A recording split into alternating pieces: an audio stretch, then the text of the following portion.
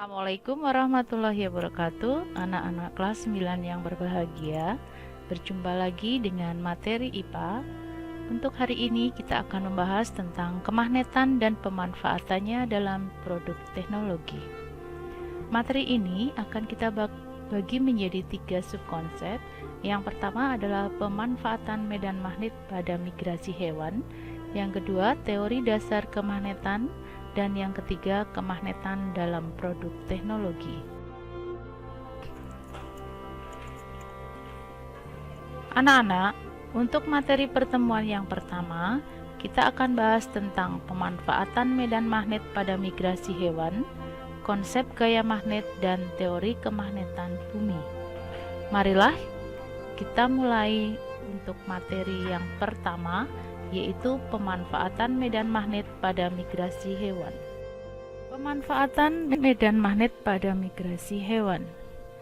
Medan magnet bumi adalah daerah di sekitar bumi yang masih dipengaruhi oleh gaya tarik bumi. Sebagian besar hewan memanfaatkan medan magnet bumi untuk mempertahankan kelangsungan hidupnya. Hewan mampu mendeteksi medan magnet bumi karena di dalam tubuh hewan terdapat magnet dan fenomena ini disebut biomagnetik. Selain itu, medan magnet bumi dapat membantu hewan dalam menentukan arah migrasi, mempermudah upaya mencari mangsa atau menghindari musuh. Hewan yang melakukan migrasi dengan memanfaatkan medan magnet bumi misalnya penyu, salmon, burung, bakteri, dan lobster duri.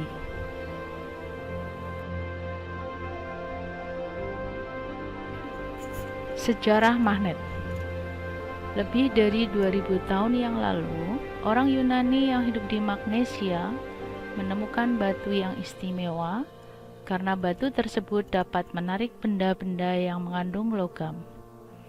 Karena batu tersebut ditemukan di Magnesia, maka orang Yunani menyebutnya magnetit.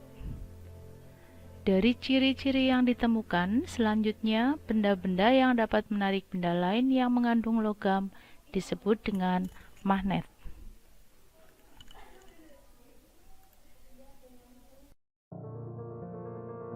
Jenis-jenis magnet.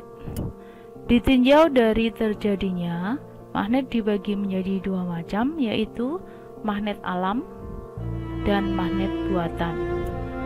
Magnet alam adalah magnet yang terjadi melalui proses alam, sedangkan magnet buatan adalah magnet yang terjadi karena suatu proses yang disengaja dibuat untuk kebutuhan manusia. Ditinjau dari sifatnya, magnet dibagi menjadi 2 macam, yaitu magnet sementara dan magnet tetap. Magnet sementara adalah magnet yang sifat kemagnetannya mudah hilang. Magnet sementara disebut juga magnet remanen atau magnet temporer. Sedangkan magnet tetap adalah magnet yang sifat kemagnetannya tidak mudah hilang. Magnet ini juga disebut dengan magnet permanen.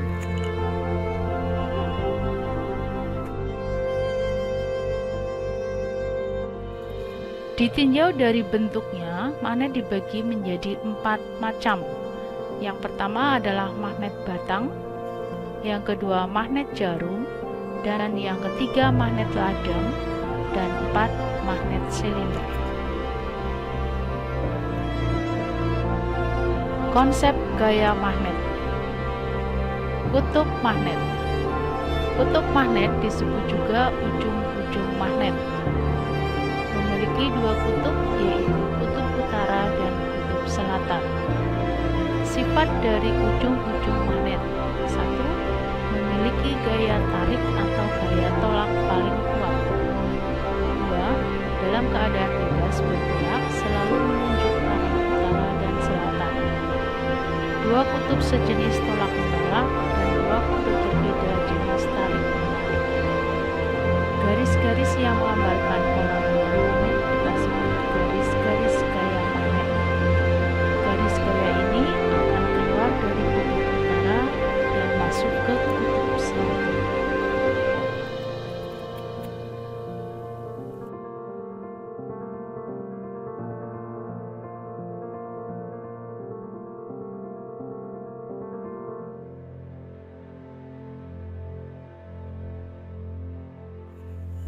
Sifat kutub magnet.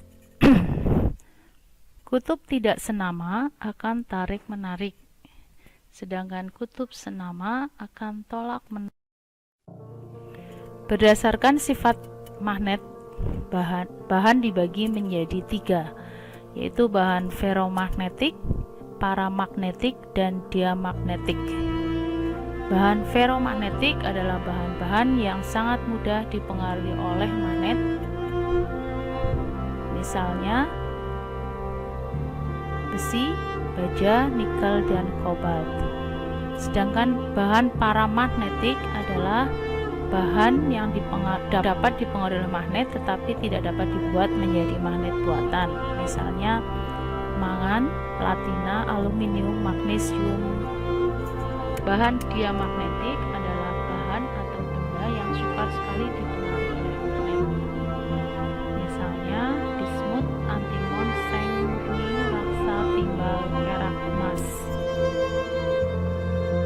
Cara membuat magnet. Ada 3 cara untuk pembuatan magnet. Yang pertama adalah dengan cara menggosok, yang kedua dengan cara dialiri listrik, dan yang ketiga dengan cara induksi. Cara yang pertama yaitu dengan menggosok. Arah gosokan dalam pembuatan magnet dilakukan searah secara berulang-ulang. Ujung awal gosokan menjadi kutub magnet yang sama dengan kutub magnet penggosok. Perhatikan gambar yang ada di slide. Berdasarkan gambar di bawah, A menjadi kutub utara dan B menjadi kutub selatan. Kedua, dengan cara induksi. Membuat magnet dengan cara mendekatkan logam ferromagnetik, misalnya besi atau baja, ke salah satu ujung magnet. Ujung besi yang berdekatan dengan kutub magnet akan menjadi kutub yang selalu berlawanan dengan kutub magnet penginduksi. Silakan lihat gambar yang ada di slide. Berdasarkan gambar tersebut, ujung besi B akan menjadi kutub utara, ujung besi A akan menjadi kutub selatan. Cara yang ketiga dengan dialiri arus listrik atau elektromagnetik. Magnet juga dapat dibuat dengan cara meliliti besi atau baja dengan kawat penghantar yang dialiri arus DC. Nah, magnet tersebut dinamakan elektromagnetik. Kutub magnet besi atau baja yang terbentuk tergantung pada arah lilitan kawat penghantar. Jika arah arus berlawanan dengan arah arus jarum jam, maka ujung A besi atau baja tersebut akan menjadi kutub utara dan ujung B akan menjadi kutub selatan. Sebaliknya, jika arah arus searah dengan jarum jam, maka ujung A besi atau baja akan menjadi kutub selatan dan B akan menjadi kutub utara. Perhatikan gambar yang ada di slide. Dengan pola lilitan tersebut, maka ujung A menjadi kutub selatan dan ujung B menjadi kutub utara. Penerapan elektromagnetik dalam kehidupan sehari-hari, misalnya dalam pembuatan bel listrik sederhana, saklar, dan telepon kabel. Cara menghilangkan sifat kemagnetan bahan. Yang pertama, memukul magnet dengan benda yang keras, yang kedua membakar magnet, dan yang ketiga mengaliri magnet dengan arus bolak-balik. Medan magnet. Daerah di sekitar magnet yang masih terpengaruh oleh gaya magnet disebut medan magnet. Garis-garis gaya magnet selalu keluar dari kutub utara dan masuk ke kutub selatan. Semakin rapat garis gaya magnet, maka kekuatan medan magnet semakin besar.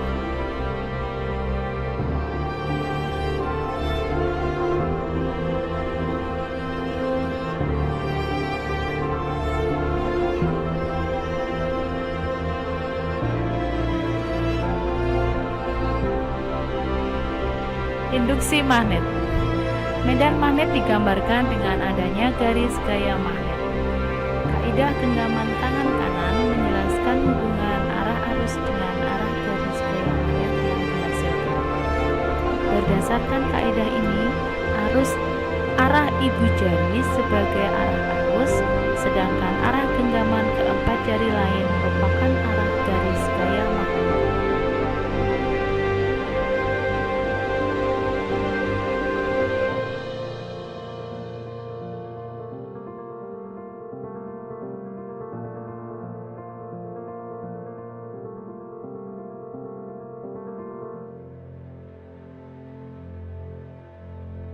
Teori kemagnetan bumi. Kutub kemagnetan bumi ini menghasilkan jarum kompas berarah ke utara dan selatan. Kutub utara bumi berdekatan dengan kutub selatan kemagnetan bumi, dan kutub selatan bumi berdekatan dengan kutub utara kemagnetan bumi. Tapi, letak kutub kemagnetan bumi tidak berimpit dengan kutub bumi, sehingga mengakibatkan penunjukan arah jarum kompas tidak tepat menuju kutub-kutub bumi. Dengan demikian akan terbentuk sudut deklinasi, yaitu sudut yang dibentuk oleh jarum kompas dengan arah utara dan selatan bumi. Selain itu juga terbentuk sudut inklinasi, yaitu sudut yang dibentuk dari penyimpangan magnet terhadap arah barat dan timur geografis. Bahasan kita tentang kemagnetan bagian yang pertama. Silakan dipelajari dengan seksama. Terima kasih. Wassalamualaikum warahmatullahi wabarakatuh.